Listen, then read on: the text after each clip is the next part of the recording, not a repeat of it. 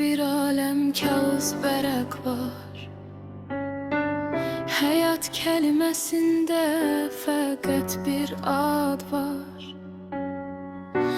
Neçə ildir dünyamda boş bir yer var. O sənsiz həyatı deneyirəm mən. Səni mən xəyalımda gözləsəm də, əgər sən gəlincə mən ölməsəm də, bu qəlbi biri ilə bölüşməsəm də, o donmuş baxışları deneyirəm mən. Amma sənsiz ürək dolur yenə yağış yağanda, köhnə şəkilləri qucaqlayıb gündə baxanda, yenə dünən gecə özümlə dərdləşirdim. Səni çox sevirəm əgər yanında olmasan da. Küçələrə su səpsəm də bu qapıdan içəriyə girən olmaz.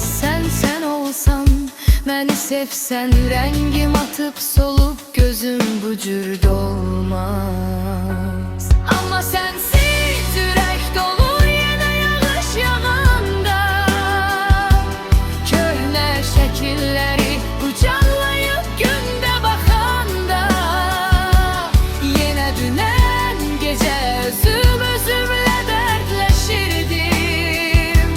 Səni çox sevirəm əgər yanımda olmasan da.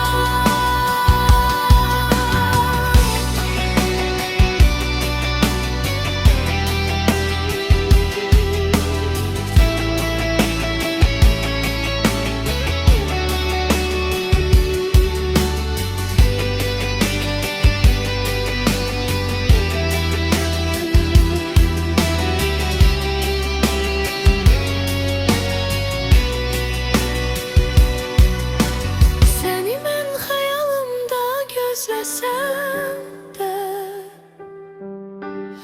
əgər sən gəlincə mən ölməsəm də, bu qəlbi biri ilə bölüşməsəm də, o donmuş baxışları deneyirəm mən. Səni mən xəyalımda gözləsəm də, əgər sən gəlincə mən ölməsəm də, bu qəlbi biri ilə bölüşməsəm də, o donmuş baxışlar